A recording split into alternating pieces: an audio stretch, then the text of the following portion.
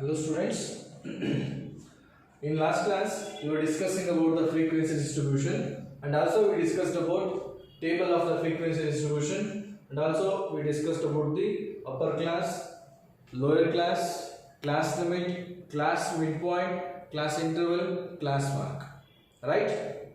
Okay. Now in this class we should discuss about the how to prepare a frequency distribution. How to prepare a frequency distribution, right? That is there are three important questions. As you know that how should we get the frequency for each class, that is the values within how many are got 0 to 10, how many are got 10 to 20, how many are got 30 to 40, like that only. So anyhow we have to discuss one by one. So what are the questions, how to prepare, what are the stages, so we have to answer for that. So first one is, how many classes should we have? First we have to understand the classes. How many classes should we have? Classes means like this only. That is 0 to 10, 10 to 20, 20 to 30, 30 to 40. Like how many classes? Okay. Second one is, what should be the size of each class? Size means either 5 to 10 or 10 to 15, like 50 to 100, okay, like this, like 1 to 2, like 10 to 20. Why it is starting from 0 only? All the numbers starts from 0 only, so that's why. Okay. Then third one, how should we determine the class limit? That is either 0 to 10, either 10 to 20, either 20 to 30. That is only we have to understand, and as you know that frequency for each class. Okay, one by one we have to discuss. First one is, how many classes should we have? How many classes should we have? So how many classes? Before knowing this, first we should know the meaning of range, or we should find out the range. What is the meaning of range? Before determining the classes, we should determine the range. What is the meaning of range? That is, the range is the differences between the largest and smallest of variable. That is,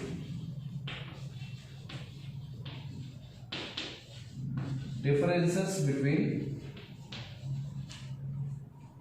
the values of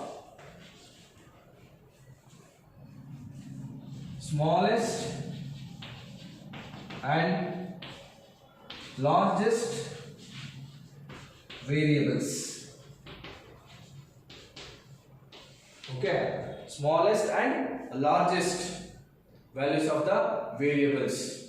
Okay, commonly a large indicates, that is a large value indicates that the values of the variable that is widely spread. Widely, large means this is, and this one is narrow. This is large, this is narrow. This is large, this is narrow.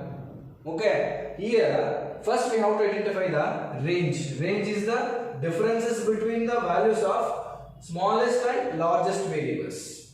Differences between the largest and smallest values of variables. Okay, this is the range. How we can find out? That is number of classes into class interval. Number of classes, range equals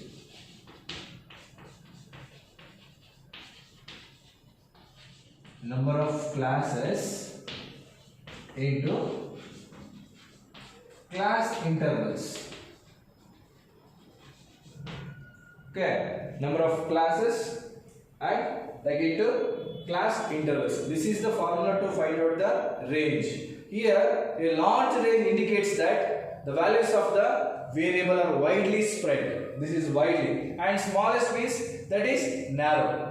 For example, the range of variable, that is, for example, in our marks of mathematics. Okay, marks of mathematics, that is you can observe that, and that 100 is a range. That is 100. That is the range of the 100. That is the range of the 100. If you observe in that example, that is 100 is the range, because minimum is 0 and maximum is 100. Minimum is 0, maximum is 100. Okay, that's why that is the range of the Example, range is the differences between the values of smallest and largest. Smallest like 0, largest is 100. Here 100 is the range in our example. Okay, marks of mathematics by 100 students, obtained by 100 students. In that, if you understand that, so 0 is the smallest, 100 is the largest. Here 100 is the range. 100 is the range. So this way we can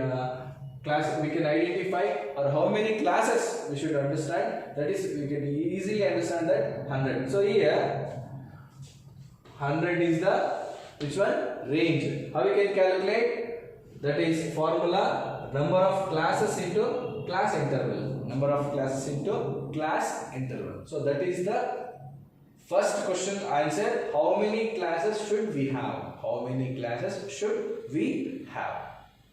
Okay. Okay. Next one is second one. What is that? That is, what should be the size of each class? What should be the size of each class? What should be the size? Okay. What should be the size of each class? Here we have to identify what should be the size of each class. So here first we have to understand, and we should depends, that is the answer is depends upon the range. To what should be the size of each class, that is depends upon the range. That means once we decide the class interval, class interval is nothing but upper class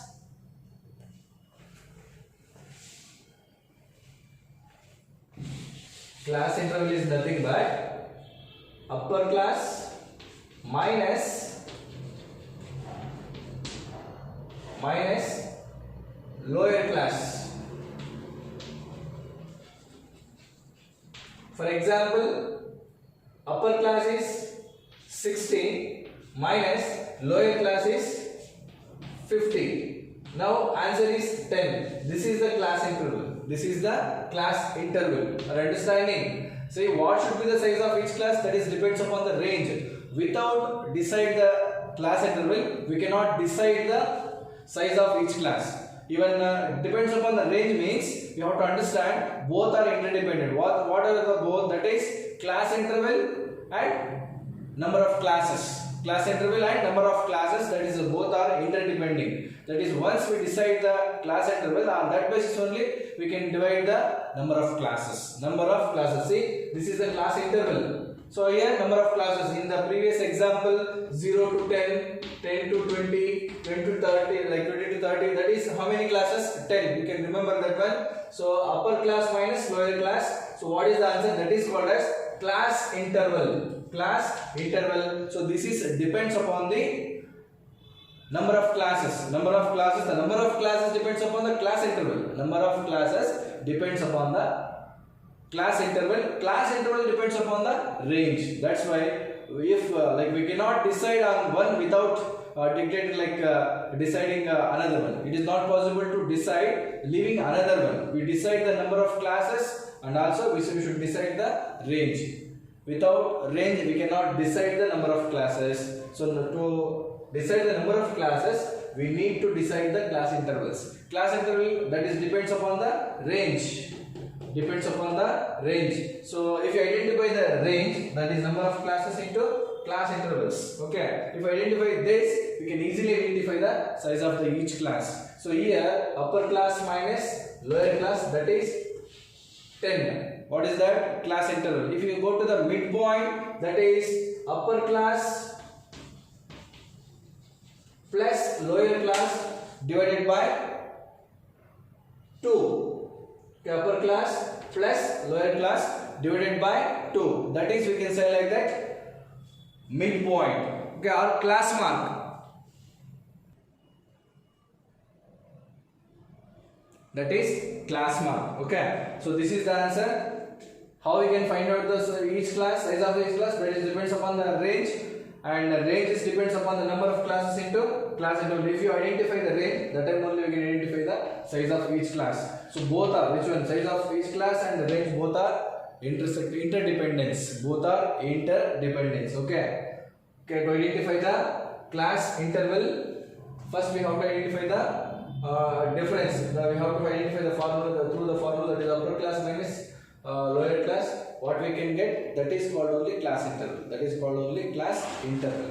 Okay. Next, third one is how should we determine the class limits? How should we determine the class limits? How should we can determine the class limits? That is, when we classify the raw data of a continuous variable. Continuous means which cannot jump from one value to another value.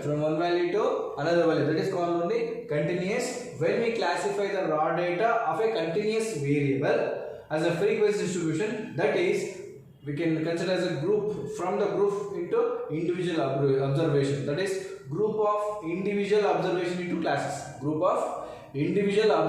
into classes.